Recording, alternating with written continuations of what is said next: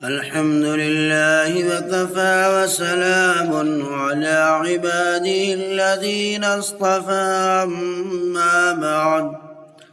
أعوذ بالله من الشيطان الرجيم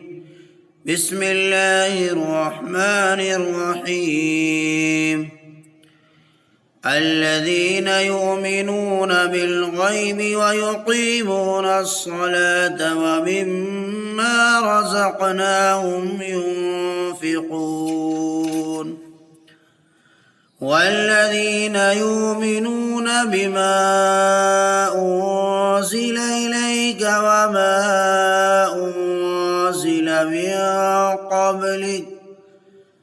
وبالآخرة هم يوقنون أولئك على هدى من ربهم وأولئك هم المفلحون۔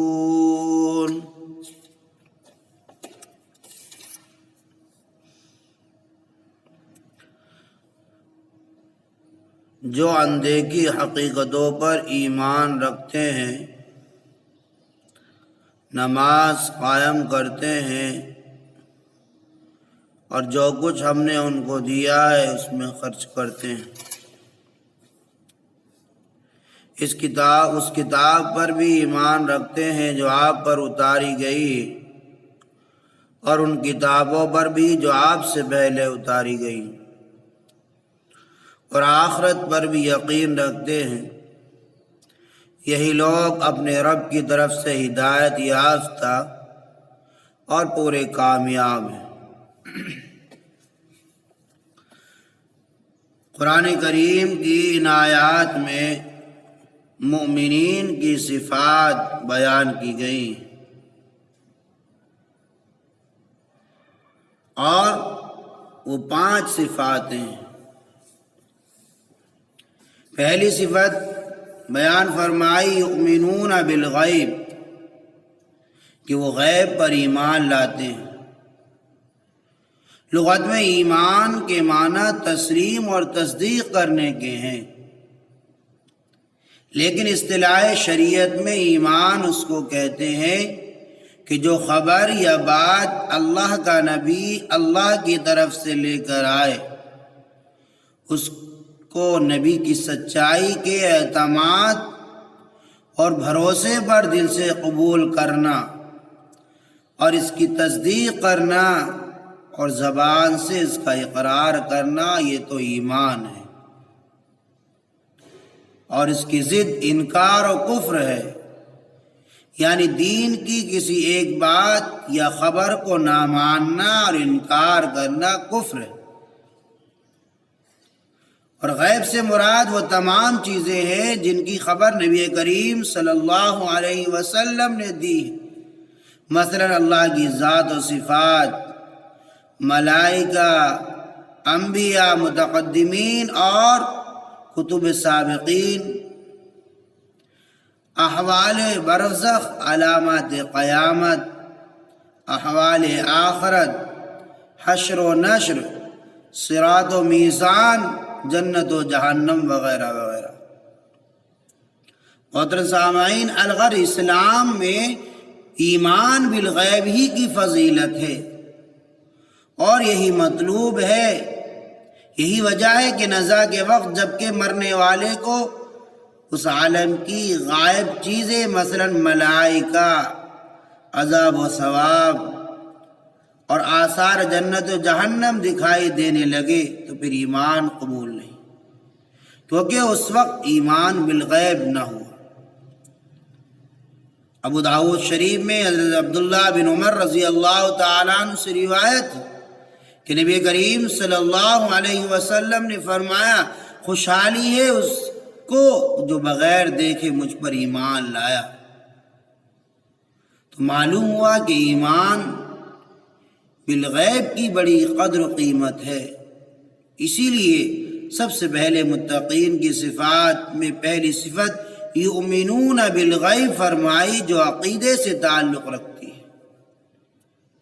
دوسری صفت پر بیان فرمائی یقیمون الصلاۃ،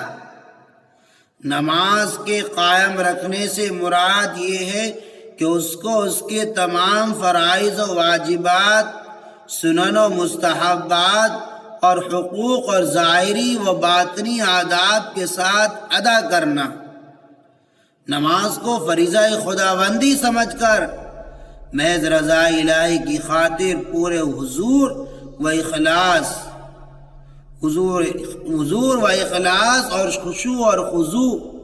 اور سکون قلب کے ساتھ ادا کیا جائے۔ ایمان کے بعد سب سے اہم چیز نماز ہے۔ نبی کریم صلی اللہ علیہ وسلم نے اپنی آنکھوں کی ٹھنڈک اس میں فرمائی، اور یہی وجہ ہے کہ رسول اللہ صلی اللہ علیہ وسلم نے اس دنیا سے ظاہری پردہ فرمانے کے وقت بھی خاص طور پر نماز کی وصیت فرمائی اور اس کے اہتمام کی تاکید فرمائی۔ متقین کی تیسری صفت بیان فرمائی، وَمِمَّا رَزَقْنَاهُمْ يُنْفِقُونَ۔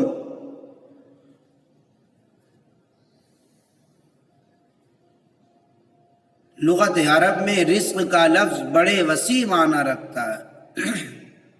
اور اس کے اندر قسم کی نعمتیں آ جاتی ہیں، خواہ ظاہری و مادی ہوں جیسے مال و دولت، اولاد، قوت و صحت وغیرہ، یا باطنی و روحانی ہو جیسے علم و ہنر، عقل و حکمت، فہم و فراست وغیرہ۔ لہذا اللہ کے دیے ہوئے مال و دولت، قوت و صحت کے ذریعے دوسروں کی مدد کرنا، یا علم و حکمت سکھانا، یا مفید و مخلصانہ مشورے سے تعاون کرنا، یا باطنی و روحانی فیض پہنچانا، یہ سب اس آیت کے تحت داخل ہے۔ پھر مما فرما کر اس طرح اشارہ فرما دیا کہ ہمارے دیے ہوئے مال کو بھی سب کا سب پورا کا پورا خرچ کرنا نہیں، بلکہ اس کا کچھ حصہ خرچ کرنا۔ اب جہاں تک مال کے خرچ کرنے کا تعلق ہے، اللہ کی راہ میں اللہ کے لیے خرچ کرنے کی 7 قسمیں: زکوٰۃ مفروضہ کا ادا کرنا،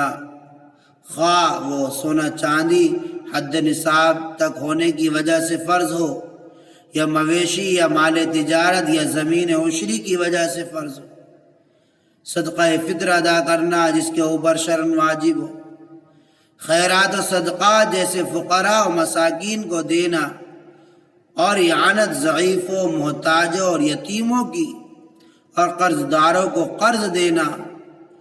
مہمانوں کی مہمانداری کرنا۔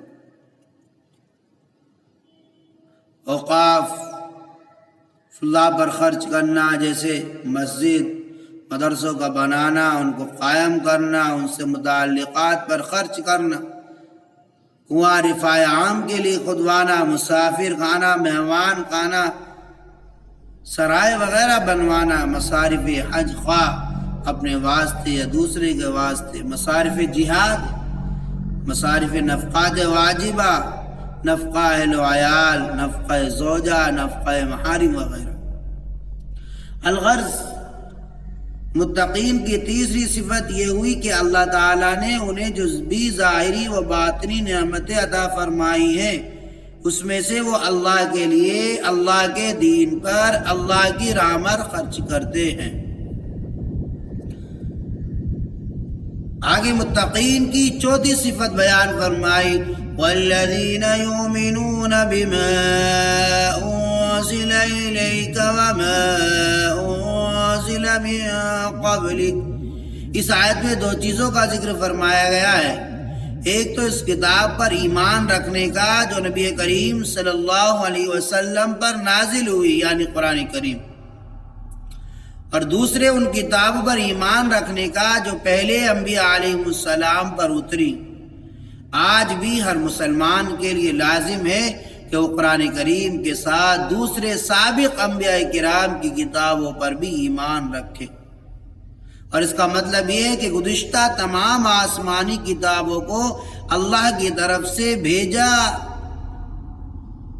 اللہ کی طرف سے بھیجنا مانا جائے اور انہیں سچا سمجھا جائے جب تک کہ وہ غیر محرف رہیں، کیونکہ رد و بدل اور تحریف ہونے کے بعد تو وہ دراصل کلام الہی نہیں رہے اور اپنے اپنے زمانے کے لیے واجب العمل مانا جائے، مگر اب ان پر عمل کرنا واجب نہیں، کیونکہ قرآن کریم نازل ہونے کے بعد پچھلی کتابیں اور شریعتیں سب منسوخ ہو گئی، اب عمل صرف قرآن کریم پر ہی ہوگا۔ آگے اس آیت سے ایک اہم اصولی مسئلہ یہ بھی نکل کر آیا ہے کہ نبی کریم صلی اللہ علیہ وسلم آخری نبی ہیں اور آپ کی آخری وحی، کیونکہ اگر قرآن کریم کے بعد کوئی اور کتاب یا وحی نازل ہونے والی ہوتی تو جس طرح اس آیت میں پچھلی کتابوں اور وحی پر ایمان لانا ضروری قرار دیا گیا ہے، اسی طرح آئندہ نازل ہونے والی کتاب اور وحی پر ایمان لانے کا ذکر بھی ضروری ہوتا۔ صرف اسی آیت میں نہیں بلکہ قرآن کریم میں یہ مضمون اول سے آخر تک مختلف مقامات پر 40-50 آیتوں میں آیا ہے۔ سب میں نبی کریم صلی اللہ علیہ وسلم سے پہلے انبیاء، پہلی وحی، پہلی کتابوں کا ذکر ہے۔ کسی ایک آیت میں اس کا اشارہ نہیں کہ آئندہ بھی کوئی وحی یا نبی آنے والا ہے جس پر ایمان لانا۔ پانچویں صفت بیان فرمائی وَبِالْآخِرَةِ هُمْ يُوقِنُونَ، آخرت سے مراد عالم آخرت ہے، یعنی وہ عالم جو موجودہ سلسلہ زندگی کے بعد شروع ہوگا۔ قرآن کریم جن حقیقتوں کو ماننے، قبول کرنے، ان پر ایمان لانے، ان پر پورا یقین کرنے کی پرزور دعوت دیتا ہے، ان میں خدا کی ذات اور اس کی صفات یعنی توحید باری تعالیٰ کے بعد آخرت ہی کا مسئلہ ہے، اور اللہ تعالیٰ کے سارے پیغمبروں اور اس کی نازل کی ہوئی ساری کتابوں نے آخرت کو ماننے اور اس پر ایمان و یقین رکھنے کی دعوت دی۔ قرآن کریم کا ایک بڑا حصہ آخرتی کے بیان سے متعلق ہے۔ یہ عالم دنیا دار العمل ہے، یہاں کی زندگی کے بعد عمل کی مہلت ختم ہو جاتی، اور اس کے بعد ایک دوسرا عالم دار الجزا ہے جہاں انسان کے دنیا میں کیے ہوئے ایک ایک عمل کا پورا بدلہ دیا جائے گا۔ یہاں یہ بات بھی واضح ہو گئی کہ عالم آخرت کا اس عالم دنیا سے گہرا تعلق ہے۔ آخرت کی زندگی ہماری اس دنیا کے کاموں یہاں کی زندگی کا نتیجہ ہوگی۔ تو متقین کی 5ویں صفت یہ بیان کی گئی کہ وہ قیامت اور اس کے بعد حشر و نشر، حساب و کتاب، جزا و سزا، جنت و جہنم کا ثواب و عذاب، جو کچھ ہونے والا ہے اس کے وقوع پر یقین رکھتے ہیں۔ محترم سامعین، یہاں یوقنون میں اشارہ اس طرف ہے کہ آخرت کی زندگی کی محض تصدیق کرنا مقصد کو پورا نہیں کرتا، بلکہ آخرت کا ایسا یقین ضروری ہے جیسے کوئی چیز آنکھوں کے سامنے۔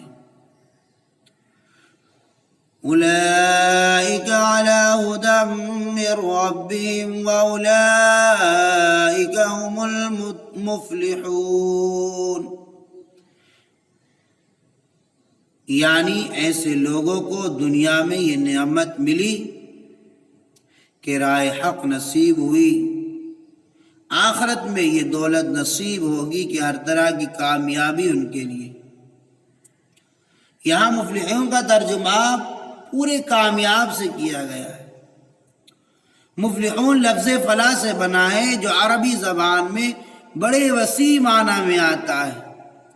دنیا و آخرت کی ساری کامیابیاں لفظ فلاح میں جمع ہیں، تو یہاں اللہ تعالیٰ نے صاف اور واضح طور پر فرمایا کہ کامل فلاح دنیا اور آخرت کی بس انہی لوگوں کے لیے ہے جو متقین کی ان مذکورہ صفات سے متصف ہوں۔ اسی سے اس کی ضد کو بھی سمجھ لیا جائے، یعنی جو لوگ ان مذکورہ متقین کی صفات کو اختیار نہیں کریں گے وہ کبھی کامل فلاح کو نہیں پہنچ سکتے۔ صحابہ کرام رضی اللہ تعالیٰ عنہم اور قرن اول کے اہل ایمان و متقی کی صفات اور قرآن کریم کی تعلیمات پر عمل پیرا ہونے میں جنہیں پوری پختگی حاصل تھی،